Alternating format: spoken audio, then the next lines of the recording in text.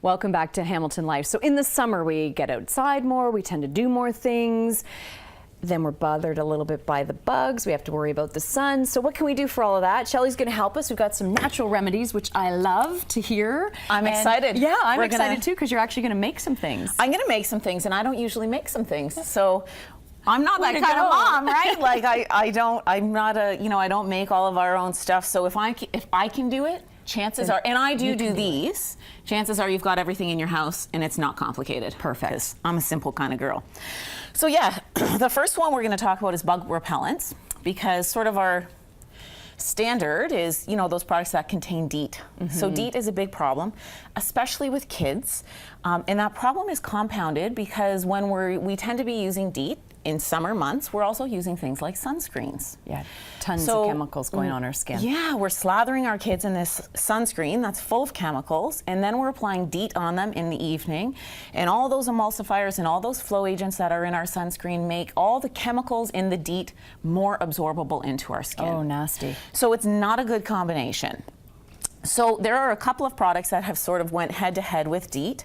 One is called picaridin, and it's a synthetic compound that looks like something from black pepper, which is called piperine. Works really well. So as an alternative, you can look for things like that.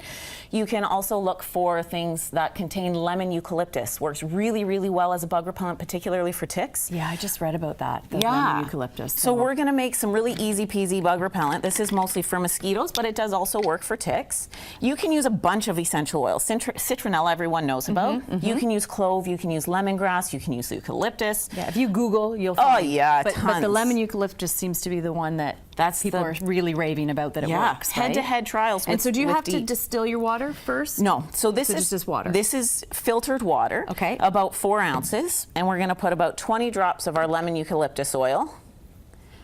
9, 10, 11, 12, 13, 14, 20. Yeah. And then we get it. Yeah. And then about 20 drops of your eucalyptus oil. Perfect. So I like the eucalyptus and the lemongrass. That's what this combination is. You can put a little bit of tea tree in there if you like. He was shooting that and I took it away from him. It smells great too. Yeah, it really does smell good. Tea tree works really well. You can put that in there. It doesn't smell as nice when you're done. And then you're going to hope when you're on TV that your squirt bottle works. Yeah. And what's great about this is you can pick these up so inexpensive and reuse them and reuse them. I'm going to smell you. Very nice. Yeah, so you can put that on clothes. It's safe for pets. It's safe, So much better. So much better. And then, we talk about the sunscreen thing, and what's important with sunscreens is we only have there's two ways to prevent sunburn. One is a physical barrier, one is a chemical barrier. That's it.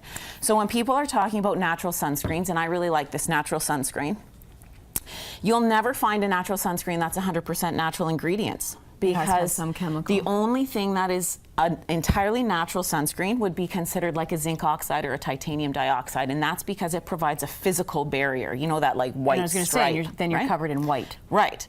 So even natural sunscreens will contain some chemicals, but the higher up the percentage of natural ingredients you go, the more difficult it is to spread, because it's thicker, because now it's relying more on that physical barrier. And it'll leave some of the white, like you get that bit of white film on your skin from it. So some people will use coconut oil. I'm not a huge fan of this approach. Coconut oil has a natural SPF of about 4 to 5, which is not enough, especially for kids. Something to be cautious of if you're putting that on your kids, because it doesn't provide us with a lot of sun protection. I'd say better after the sun. Yes, yeah. Put the coconut oil on. So not for burns, and we're going to talk about that too, but oil-based things tend to hold heat in. Yeah, and it does happen. We get burned. You try to do everything you can. So if you do have a burn, what is the best thing to do to make it better? So if you do get a burn, and with our kids, I just tried the physical barrier of clothing.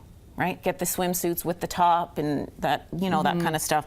If you do get a burn, you can always find things that are easy peasy to use. I like this. It's a combination of zinc and chamomile. Chamomile is really soothing to the skin. Zinc helps to heal it up a little bit, but if, you're out camping and you don't have something for skin, you can make your little combination there of, this is just aloe. Okay. Most people have aloe. easy peasy. You can start with that.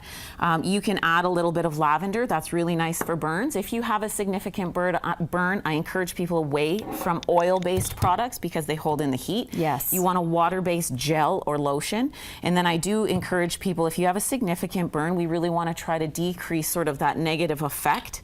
And I encourage people to use alpha-lipoic acid to decrease sort of the effects that And that you free ingest. radical damage. Yeah, you would take that orally. Okay. Yeah. And then what about bites and stings? We're almost out of time, so. Yeah, bug bites, you can always buy something, you know, clove, lavender.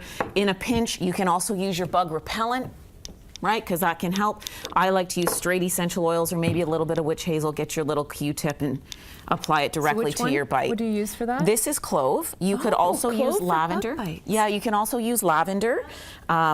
You can use some apple cider vinegar in your bath. That, Right, yeah. Yeah, all Okay. very helpful. Awesome. These are good. Good job. Look at you Yeah. go. Well, you know what, we Creative tried. mom. And nothing exploded. No, nothing Chemistry exploded. projects don't go well with me. Nicely done. The bug repellent especially, start with this. This is a great thing to do, and then, you know, do what you can when it comes to the sun. It's a tough one. Shelly, thanks so much. Always Thanks, good to Linda. have you on. Full Circle Healthcare, you can find them at 131 Upper Centennial Parkway. You can email them and you can check out their website at fullcirclehealthcare.ca.